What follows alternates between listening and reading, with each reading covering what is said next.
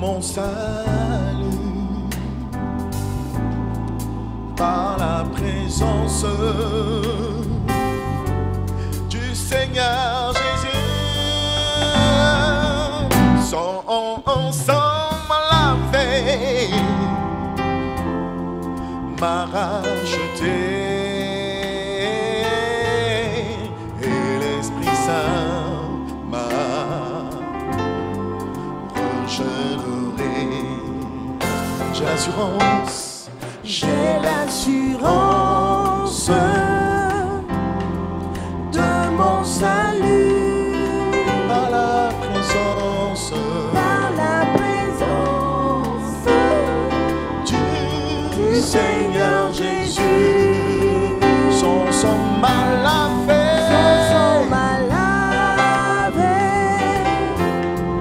m'a racheté, et l'Esprit Saint m'a régénéré.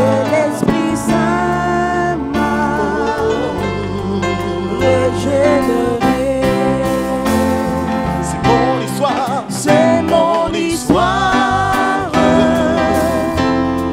c'est là mon chant. Louez mon sauveur à chaque instant. c'est mon histoire, C'est mon histoire, c'est là mon chant. Louez mon sauveur à chaque instant.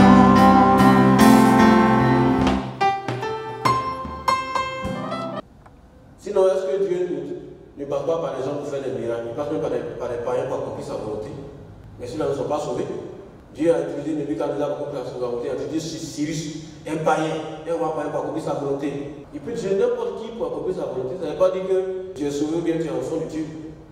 Il faut recevoir Christ. Si l'initiative donc du salut est une œuvre divine, l'effectivité donc de ce salut est une œuvre humaine. Dis amen avec moi si tu as compris. Le salut est reconnu à l'humanité entière. Mais sa réalité dépend de toi et dépend de moi. Dépend de chaque être humain. Bien aimé, donc la rédemption, sinon l'œuvre de salut plutôt, est une œuvre d'expiation. Est une œuvre d'expiation. L'expiation, dans l'Ancien Testament, en hébreu, on dirait l'expression kafar. Kafar, ce n'est pas les petits insectes qui nous fatiguent dans nos maisons, non, c'est pas ça. Kafar, c'est une expression hébraïque qui signifie couvrir. C'est pour cela que le psalmiste a dit, heureux celui dont la transgression est pardonnée, dont le péché, l'iniquité est couverte. Dans la nouvelle alliance, ce n'est plus kafar, ce n'est plus couvrir. Dans la nouvelle alliance, c'est expier. Voilà, c'est expier, c'est-à-dire effacer, ôter. Voici la différence entre expier et puis entre couvrir et puis pécher. Bien aimé, par exemple, nous sommes ici, il y a ma Bible qui est là, et puis donc la pochette, vous voyez, j'ai couvert ma Bible, on ne voit plus ma Bible. Ma Bible est couverte. Si pour quelqu'un qui nous prend maintenant en cours de route, tout ce qu'il va voir maintenant, c'est la pochette blanche. Elle est bien blanche, donc la pochette blanche. Donc couvre donc ce qui est en bas.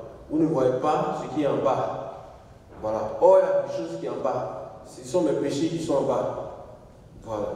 Et donc, kafar, c'est-à-dire le sacrifice néo-testamentaire, ou la conception néo-testamentaire de l'expiation, c'est ça, c'est kafar pour vie. Or, Christ est venu non pas pour kafar, mais non pas pour couvrir, mais pour expier, c'est-à-dire pour effacer, pour ôter. C'est-à-dire que l'œuvre que a accompli à la croix, ce n'est pas couvrir, c'est effacer, effacer, effacer, effacer, effacer, de sorte que le péché ne se trouve plus là. De sorte que le péché est ôté définitivement et qu'on ne voit plus le péché. Or, avant, le sacrifice des boucs, le sacrifice des taureaux, le sacrifice des agneaux couvre le péché des hommes, mais ne les efface pas, ne les ôte pas. L'exposé donc systématique de l'œuvre de salut, de l'œuvre expiatoire, de l'œuvre propitiatoire et de l'œuvre subrogatoire de Christ expliqué donc dans l'Épître aux Hébreux. Je vous invite vraiment à méditer cette épître-là, c'est vraiment merveilleux. Il explique dans les détails ce que Christ a fait. C'est pour cela que le livre d'Hébreux a été retenu parmi, je fais une digression, mais une digression utile. Le livre des Hébreux a été retenu parmi les livres canoniques, c'est-à-dire parmi les livres qui font foi. Le livre des Hébreux n'a pas d'auteur, on ne sait pas qui a écrit, mais son contenu seulement, son contenu a fait que les gens ont retenu ça. Parce que avant, pour retenir un livre, au niveau de l'Ancien Testament, le canon de l'Ancien Testament, c'est que, voilà, il fallait être un prophète, un roi, c'est-à-dire quelqu'un qui a reçu donc l'onction, ou un sacrificateur, l'onction prophétique, l'onction royale, l'onction sacerdotale. Donc, ce sont ceux-là qui ont écrit bien sous leur dictée. Maintenant, pour le Nouveau Testament, le canon du Nouveau Testament, c'est-à-dire la règle qui a gouverné donc la rétention des livres du Nouveau Testament, parce qu'à l'époque, il y avait beaucoup de livres qui circulaient. C'est la règle de l'apostolicité, c'est-à-dire que pour retenir un livre, il fallait que ce soit écrit par un apôtre ou bien par quelqu'un qui soit proche d'un apôtre, bien quelqu'un qui a écrit sur la dictée d'un apôtre. Mais le livre d'Hébreux, on ne connaît pas son auteur. Donc en principe, il a été l'un des livres, l'un des derniers livres à être incorporé dans le canon du Nouveau Testament.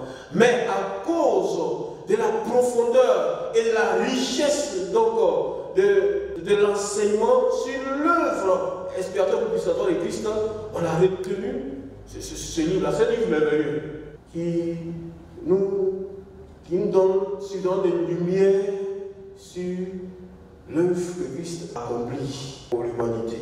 Je vous invite à revisiter avec l'Esprit de Dieu ce livre-là.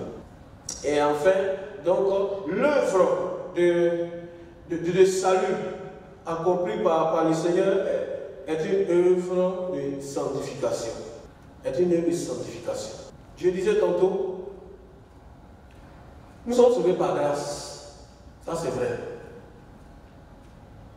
Et donc, la Bible dit que là où le péché a abondé, la grâce a surabondé.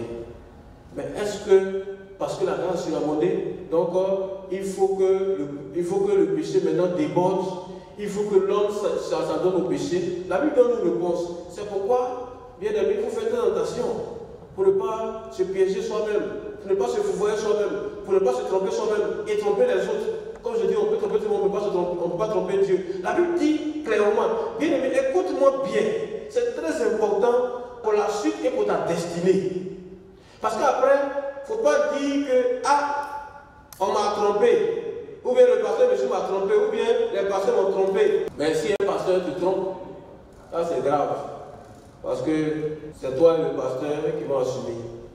Mais laisse-moi te dire aujourd'hui que la question du péché a été résolue par le Seigneur. Et la question du péché, c'est-à-dire de commettre des péchés aussi, a été résolue dans la Bible. Romains, le même Romain, l'Épître aux Romains, qui traite donc cette question fondamentale du péché, du salut et de la grâce, dit ceci à partir du verset 1 du chapitre 6. Que dirions-nous donc? Demeurons-nous dans le péché afin que la grâce abonde? Loin de là. Nous qui sommes morts au péché, comment vivrons-nous encore dans le péché? Ainsi donc, verset 11. Vous-même regardez-vous comme morts au péché et comme vivants pour Dieu en Jésus-Christ. Que le péché ne règne donc plus dans votre corps mortel et n'obéissez plus à ses convoitises. Car le péché n'aura point de pouvoir sur vous, puisque vous êtes non sous la loi, mais sous la grâce. Que donc? Ou quoi donc? Pécherons-nous parce que nous sommes non sous la loi, mais sous la grâce? Loin de là. Ne savez-vous pas, quand vous livrant à quelqu'un comme esclave, pour lui obéir, vous êtes esclave de celui à qui vous obéissez, soit du péché qui conduit à la mort, soit de l'obéissance qui conduit à la justice? Versets 14 à 16. Bien-aimés, voici le secret de la sanctification.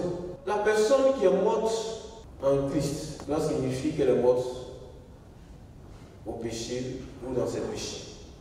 Cela signifie que le péché ne doit plus le dominer, ne doit plus avoir d'influence sur lui. Cela signifie que chaque jour, quand il se lève, sa préoccupation n'est pas comment je vais faire du mal, comment je vais voler, comment je vais commettre l'impudicité, comment je vais tromper ma femme, comment je vais insulter mon mari, comment la personne qui a reçu le plein salut, c'est-à-dire l'effectivité donc de l'œuvre expiatoire propitiatoire et même surrogatoire de Christ dans sa vie, ne se préoccupe plus de comment il va faire pour pécher, comment il a même horreur du péché, il a même peur du péché, puis sa préoccupation, c'est comment il va faire pour plaire à Dieu. Quand il se lève tous les matins, comment communiquer la chose, comment obéir à la parole de Dieu, c'est ça sa préoccupation, comment faire les choses qui plaisent à Dieu pour dire la parole de Dieu. C'est-à-dire, il est débordant d'amour pour le Seigneur, et puis il est débordant d'amour du Seigneur. Comment communiquer au moins dans cet amour-là? C'est ça, bien aimé, la vie de sanctification. De sorte qu'un chrétien qui a reçu le plein salut dans sa vie se surprend à pécher. Lorsque les mauvaises pensées viennent, justement, parce que la question du péché, c'est la liste du péché, c'est du cœur de l'homme que viennent les mauvaises pensées, etc. C'est quelqu'un qui a reçu le plein salut, son cœur donc est libéré de ces mauvaises pensées-là. Il a reçu donc une nouvelle sémence. Nous allons donc voir, bien aimé, les conséquences donc directes de l'œuvre du salut de Christ en faveur de l'homme. D'abord, je vais rappeler que le salut est personnel. Voilà, on n'est pas sauvé en groupe, on n'est pas sauvé par famille, on n'est pas sauvé par église. Le salut est personnel et individuel.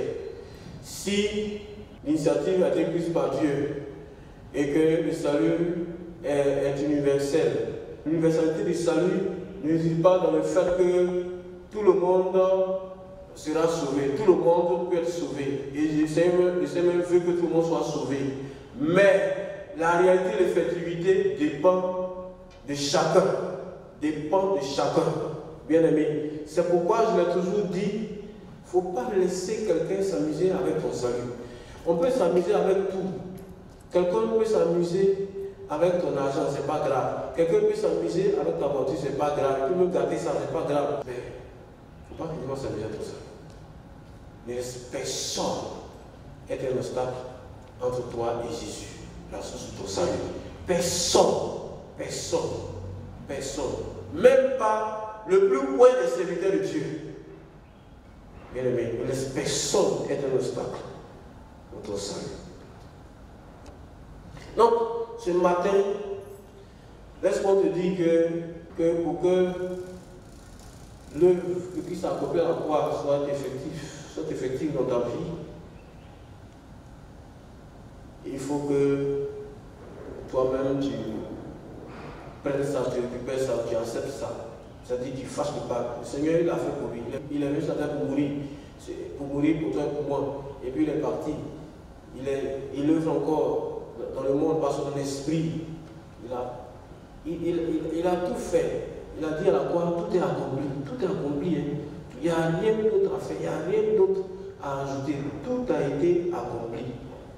Mais tout n'est pas effectif. Ce qui rend effectif le salut, c'est l'acceptation. Donc, c'est ta démarche. C'est l'exercice de ton libre arbitre, c'est-à-dire de ta faculté de choisir ou de ne pas choisir. Et cette faculté-là, donc, comme je le disais, de cette faculté-là, donc, suivent les conséquences. Soit tu acceptes et puis tu es sauvé, soit tu refuses et puis tu es condamné. C'est tout. Il n'y a pas autre chose à faire. Et accepter le sacrifice de Christ ou l'œuvre de Christ à la croix, ce n'est pas le proclamer, dire oui, je suis chrétien, je suis sauvé, j'ai accepté. Non. C'est une affaire personnelle, c'est une affaire intérieure, même si on veut le voir, parce qu'on doit le voir, la manifestation donc de l'œuvre de Christ dans ta vie, mais c'est d'abord une affaire personnelle et intérieure qui te pousse donc à obéir donc à ce que Christ te dit, à faire ce que Christ te dit de faire, à matérialiser Christ au travers de ta vie. Il faut qu'on voit Christ agir dans ta vie. Tu ne peux pas être chrétien et puis on ne voit pas Christ dans ta vie. Tu ne peux pas être chrétien et puis on ne sent pas Christ dans ta vie. C'est-à-dire, les paroles que Christ a dites, on ne te voit pas mettre en application ou même pire, tu fais le contraire. Bien aimé, je voulais raconter une histoire vraie, en ce qui concerne donc l'appropriation de cette œuvre de salut. Au temps des pionniers aux États-Unis, un pauvre vieux partait de village en village pour mendier. Et un jour, il allait frapper à une porte pour demander à manger. Et puis, un monsieur lui a ouvert la porte. Et avant de lui donner à manger, il a constaté que le monsieur avait un pendentif au cou. Puis, il y avait quelque chose à l'intérieur de ce pendentif-là. Donc, il lui a demandé, mais qu'est-ce que tu portes au cou là? Et le vieux mendiant lui répond, c'est mon porte-bonheur.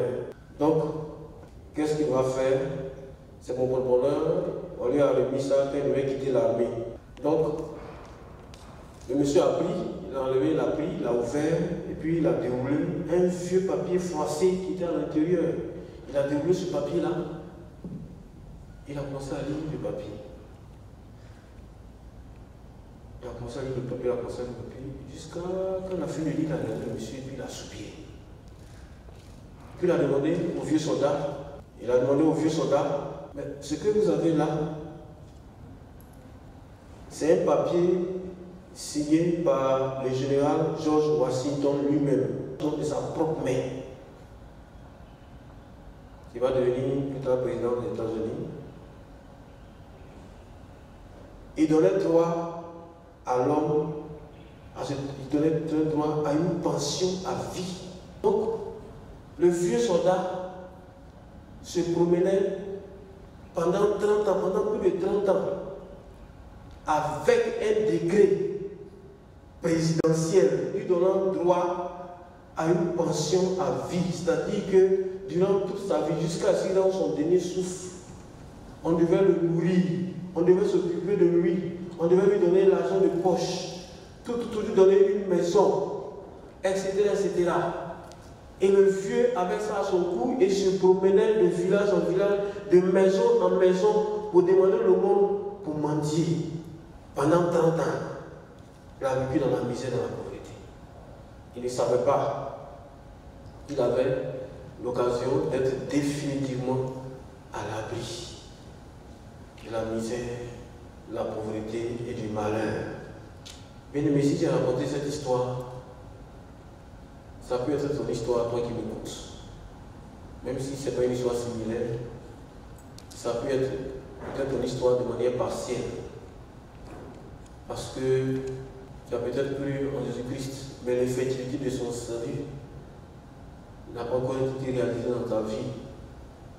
Tu as cru, mais ce que Christ a produit comme effet pour toi lorsqu'il est mort à la croix, ce n'est pas encore arrivé dans ta vie. Il y a quelque chose qui manque encore dans ta vie chrétienne. Tu n'as pas encore la paix. Tu n'as pas encore l'assurance de ton salut. Tu es encore effrayé par les soucis. Même si on te demande, est-ce que tu es sûr? Si tu es pour la personne, est-ce que là où tu es assis, tu es en train de... Parce que je m'adresse à chacun. Je ne parle pas de la famille, je ne parle pas de vous. Je parle de maintenant là, chacun. là où tu es assis, là, je te demande sincèrement, sérieusement, si tu es sûr que si tu meurs aujourd'hui, tu vas au paradis là, est-ce que tu es sûr? Vois un peu ta communion avec le Seigneur. Il faut faire passer en 1 minute le fil de ta vie devant le Seigneur. Est-ce que tu es sûr que tu vas aller au paradis? Est-ce que tu t'as approprié donc de l'œuvre de salut de Christ dans ta vie? Est-ce que tu t'as approprié ça? N'es-tu pas comme ce vieux soldat, enfin qui porte la tête sur le problème et qui est misérable et qui est malheureux? Bien-aimé, en ce jour, ma prière c'est que la mort de Christ ne soit point vaine pour toi. Nous aurons l'occasion d'aborder la question délicate de l'universalisme du salut avec ces questions sous-jacentes de la prédestination et de l'élection. Voilà, parce qu'il y a un débat qui doit être évacué. La question de la prédestination, la question de l'élection. Parce qu'il y a des théologies qui professent que ceux qui seront sauvés, ce sont ceux qui sont destinés à être sauvés. Si tu n'es pas destiné à être sauvé, de quelque chose que tu vas faire, tu ne seras pas sauvé. Nous allons voir ça dans un autre enseignement que, si Dieu nous permet, nous allons ouvrir pour nous éclairer les uns les autres. Pour le moment,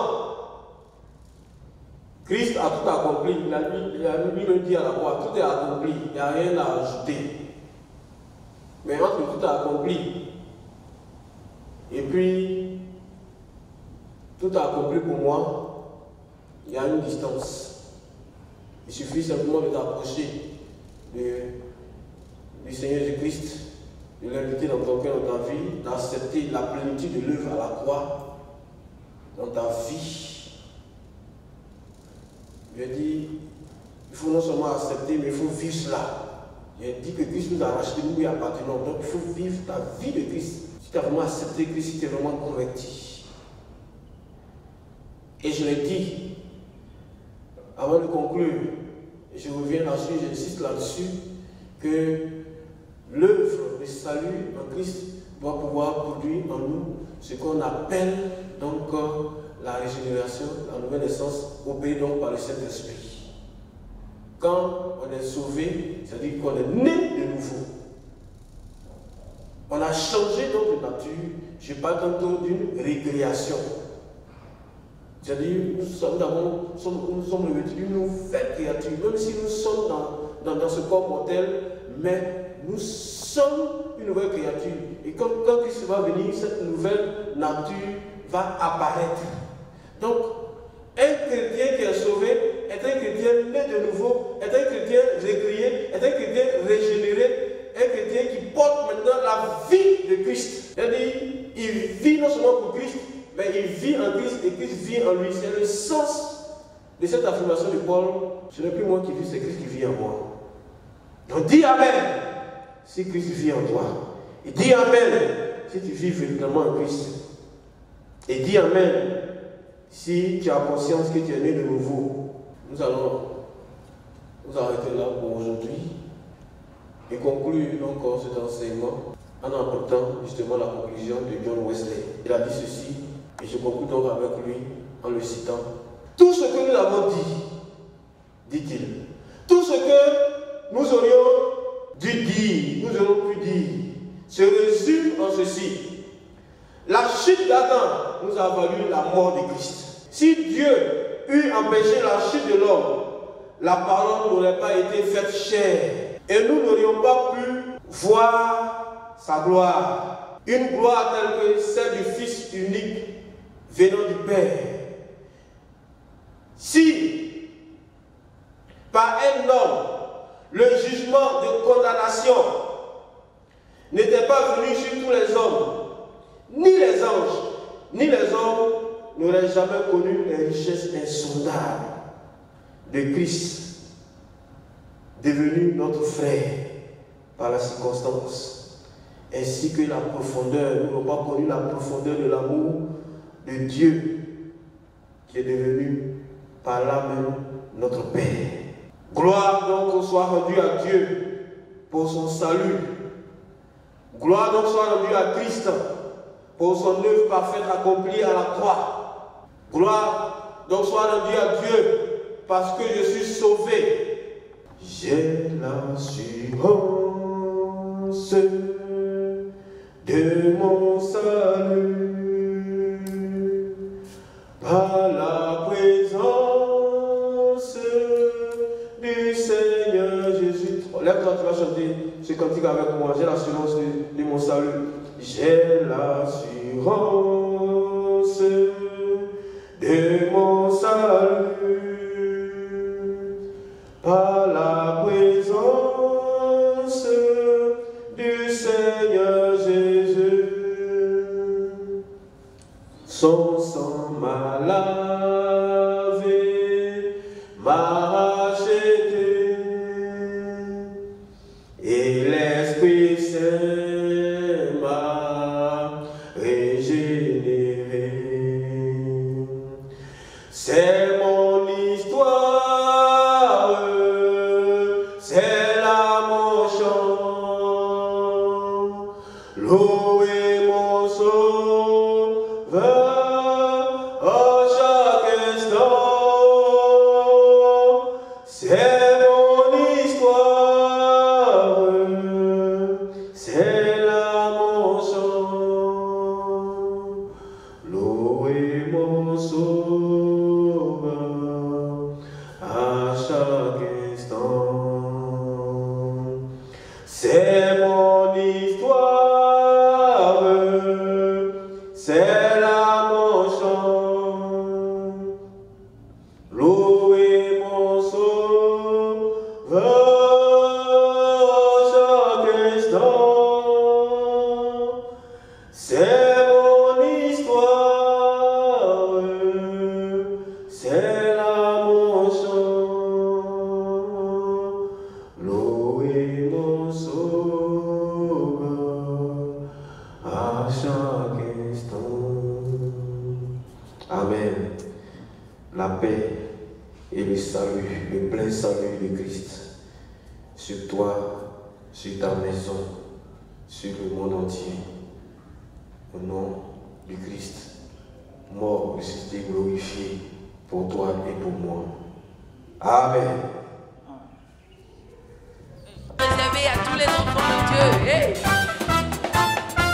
C'est ça. Le salut est réservé à tous les enfants de Dieu. Le salut est réservé à tous les enfants de Dieu. Louez, louez, louez, louez, louez, louez, louez, Hosanna. Le salut est réservé à tous les enfants de Dieu. Le salut est réservé à tous les enfants de Dieu. Louez, louez, louez, louez, louez, louez, louez, louez, Hosanna. Réjouissez-vous, vous qui êtes sauvés. Amen. Réjouissez-vous, vous qui êtes sauvés. Car désormais le ciel est à vous. Car désormais le ciel est loué, loué, loué, loué, loué, loué, loué, loué, loué, Hosanna. C'est ça.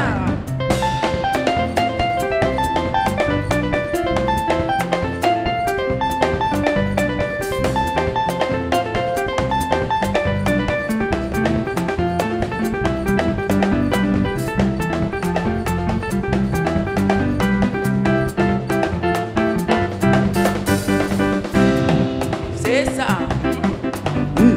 Jésus m'a sauvé, je suis en paix. Alléluia. Est-ce Hey. que tu peux te lever de là où tu es pour le louer? Yeah. Jésus m'a sauvé et je suis en paix. Jésus m'a sauvé, Jésus m'a sauvé. Jésus m'a sauvé et je suis en paix.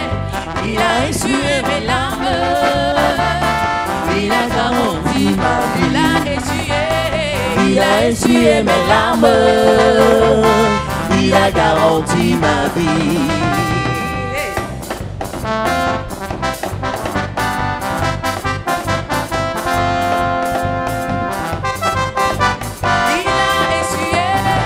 Il a essuyé mes larmes. Il a garanti ma vie. Il a essuyé mes larmes. Il a garanti ma vie. C'est ça. Il m'a tant aimé, il m'a sauvé.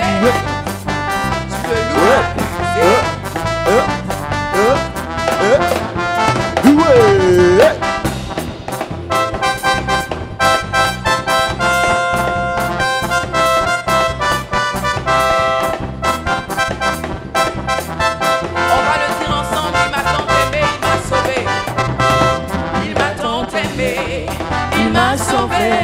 Il m'a tant aimé, il m'a sauvé, il m'a tant aimé, il m'a sauvé, il m'a tant aimé, il m'a sauvé.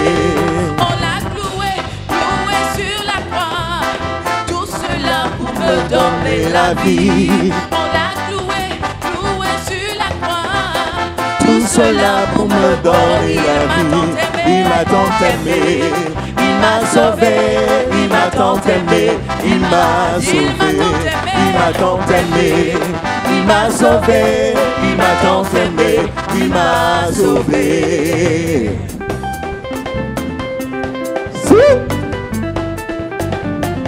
Jésus, Jésus, Jésus, Jésus.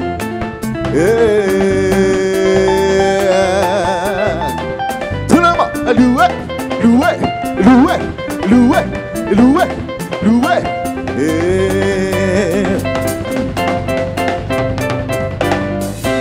À la croix, Jésus a tout payé. Au calvaire, Jésus a tout payé. À la croix, Jésus a tout payé. Au calvaire, Jésus a tout payé. Oh, à la croix, Jésus a tout payé.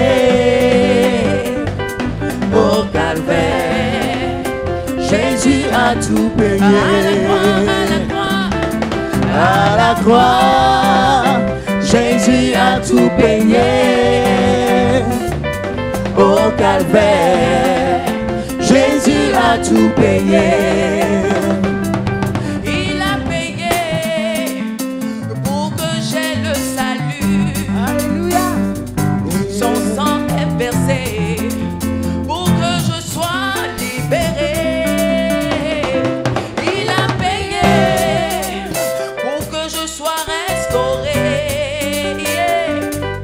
À la croix, Jésus a tout payé. À la croix, à la croix, à la croix, À la croix, Jésus a tout payé. Au calvaire, Jésus a tout payé. à la croix. À la croix, Jésus a tout payé. Au calvaire, Jésus a tout payé.